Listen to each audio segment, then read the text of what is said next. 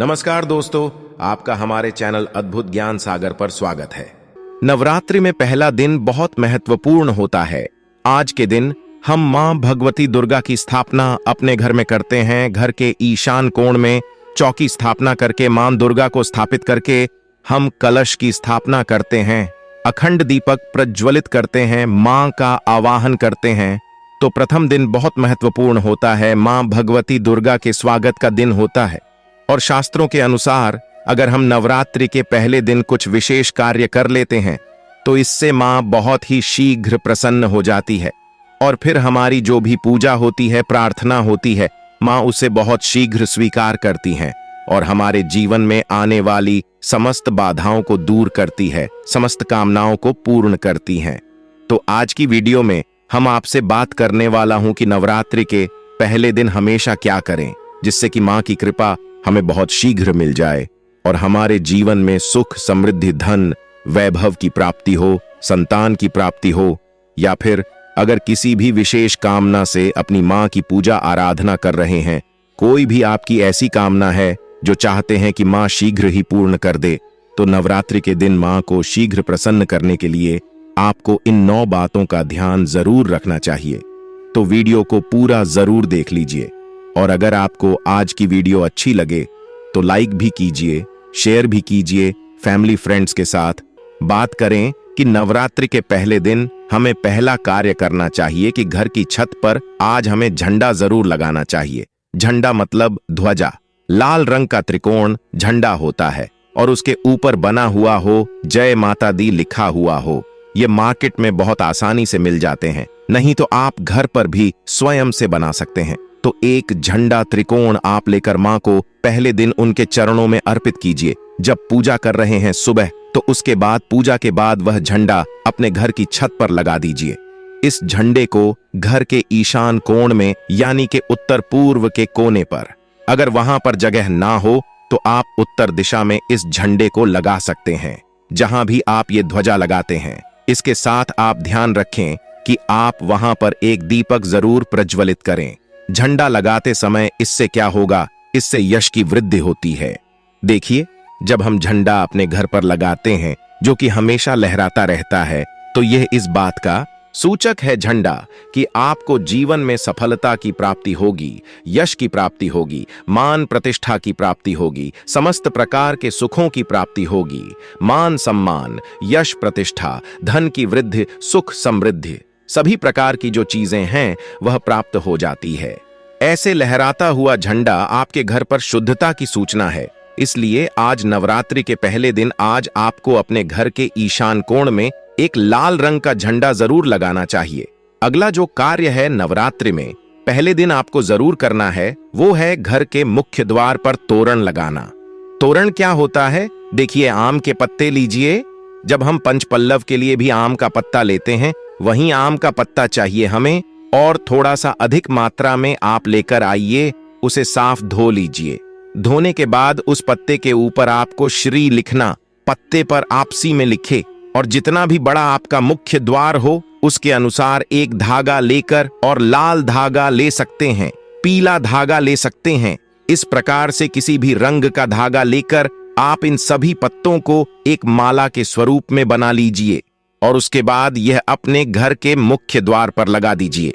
श्री पत्तों पर कुमकुम से लिख दीजिए या हल्दी से लिख दीजिए, इसी लगा दीजिए। इससे क्या होगा कि जब भी आप किसी दरवाजे पर कहीं तोरण लगा हुआ देखते हैं, आपको क्या लगता है? पहले ही सूचना में यह लगता है कि इस घर में कोई शुभ या मांगलिक कार्य हुआ है।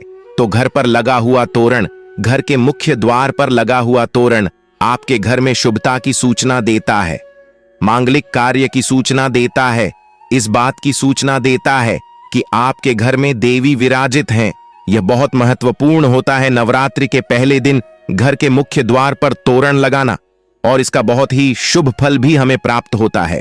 अगला जो कार्य है, तीसरा कार्य जो हमें नवरात्रि में जरूर करना चाहिए, वह अखंड दीपक प्रज्वलित करना। देखिए, अगर घर में हम अखंड दीपक प्रज्वलित करते हैं तो अखंड दीपक प्रज्वलित करने से मन की कोई भी इच्छा हो, अगर आप सोचकर और मन में धारण करके अखंड दीपक प्रज्वलित करते हैं तो आपकी कामना बहुत शीघ्र पूर्ण होती है। लेकिन इसके अलावा दीपक इस बात का प्रतीक है कि आपके घर में किसी भी प्रकार की नकारात्मक ऊर्जा प्रवेश नहीं करेगी। दीपक इस बात का प्रतीक है कि आपके जीवन में किसी भी प्रकार की नकारात्मक ऊर्जा प्रवेश नहीं करेगी और मन से, घर से हर तरह से नकारात्मक ऊर्जा को दूर करता है। दीपक इसलिए अखंड दीपक नवरात्रि में पहले दिन से लेकर और नवमी तिथि तक प्रज्वलित किया जाता है, जिससे कि शुभता का घर में वास हो, सकारात्मक ऊर्जा का घर में वास हो। और जहां पर सकारात्मक ऊर्जा होती है वहां पर सुख, समृद्धि, धन, वैभव की प्राप्ति होती है। मां भगवती वहीं वास करती है जहां सकारात्मक ऊर्जा रहती है। इसलिए हम घर के मुख्य द्वार पर तोरण लगा रहे हैं ताकि बाहर से मुख्य द्वार से किसी भी प्रकार की नकारात्मक ऊर्जा हमारे घर में प्रवेश न करें। इसके अलावा जब हम दीपक प्रज्वलित कर रहे हैं तो हमारे विचारों में किसी प्रकार की नकारात्मक ऊर्जा ना हो, इसके लिए हम प्रज्वलित कर रहे हैं। जब हम पूजा प्रार्थना कर रहे हैं, मंत्र जप कर रहे हैं, निर्विघ्न उसे हम पूर्ण कर पाएं, इसके लिए अखंड दीपक प्रज्वलित किया जाता है। लेकिन अगर आप किसी भी कारणवश अखंड दीपक प्रज्वलित नहीं कर पाते हैं तो सुबह शाम दोनों समय जब मां की आराधना करें तब आपको शुद्ध घी का दीपक जरूर प्रज्वलित करना है। और सुबह शाम दोनों समय अपने घर में लौंग और कपूर की आरती जरूर कीजिए, जिससे कि घर में नकारात्मक ऊर्जा ना रहे और घर में सकारात्मक ऊर्जा का वास बना रहे। अगला जो कार्य है नवरात्रि में आपको जरूर करना चाहिए वह कलश की स्थापना। और देखिए, दीपक में एक और बात का ध्यान रखें, फिर हम कलश की स्थापना की बात करते हैं। दीपक में अगर आप घी का दीपक प्रज्वलित कर रहे हैं तो उसे आपको मां भगवती दुर्गा की मूर्ति के दाईं तरफ रखना होता है। और अगर आप तेल का दीपक प्रज्वलित करते हैं तो मां भगवती दुर्गा के बाईं तरफ आपको तिल तेल का दीपक रखना चाहिए। तो इस प्रकार से दीपक का आप ध्यान रखें। जब भी आप तिल तेल या फिर घी का दीपक प्रज्वलित करते हैं तो उसे सही दिशा में सही स्थान पर रखना चाहिए। और अगला जो कार्य है घट स्थापना करना, यानी कलश की स्थापना करना। तीखी कलश की स्थापना जब हम करते हैं नवरात्रि में, कलश में हम सभी देवी देवताओं का आवाहन करते हैं। सभी देवी देवताओं का पूजन मां भगवती के साथ ही हम प्रतिदिन करते हैं। इस प्रकार से जब 9 दिनों तक लगातार हम समस्त देवी देवताओं का पूजन करते हैं, घर में आवाहन करके विधि विधान से विशेष रूप से हम उनकी आराधना करते हैं।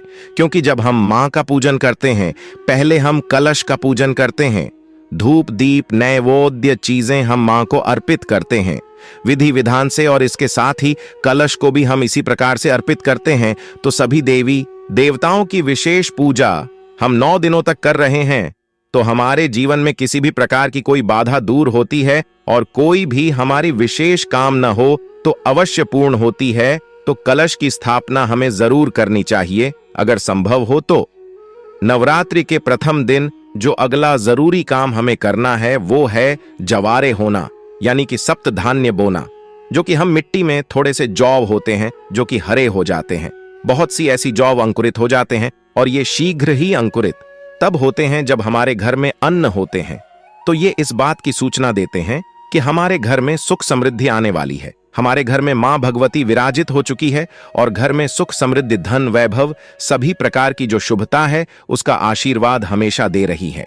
तो घर में अगर आप जौ होते हैं, सप्त धान्य बोते हैं तो बहुत ही श्रेष्ठ माना जाता है।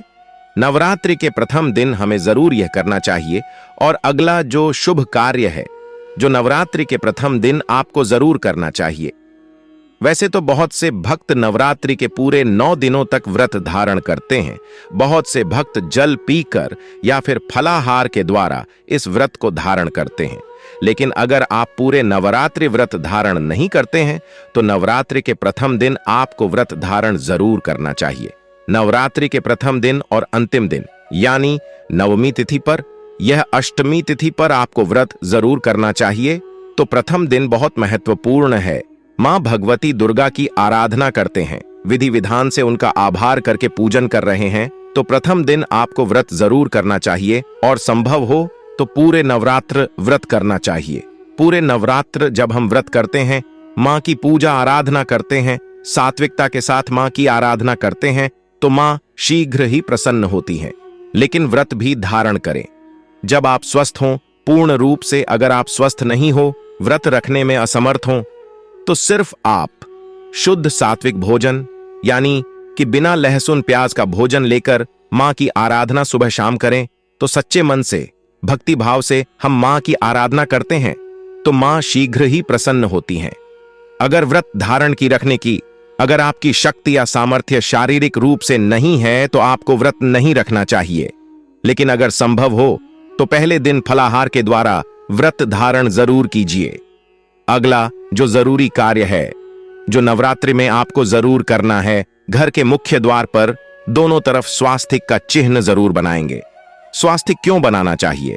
देखिए, मैं आपको लगभग कम अक्सर में ही इस वीडियो में बताता हूं कि घर के मुख्य द्वार पर जब हम किसी शुभ दिन पर या किसी शुभ तिथि पर, किसी शुभ त्योहार पर हम जब कोई इस स्वास्तिक बनाते हैं घर के मुख्य द्वार पर, तो यह इस बात की सूचना है कि हम मां भगवती का स्वागत कर रहे हैं। अपने घर में मां लक्ष्मी का स्वागत कर रहे हैं। मां लक्ष्मी हमारे घर में विराजित हो रही हैं। तो इसलिए मां का स्वागत के लिए मुख्य द्वार के दोनों तरफ आपको हल्दी या फिर कुमकुम के द्वारा स्वास्तिक बनाना चाहिए।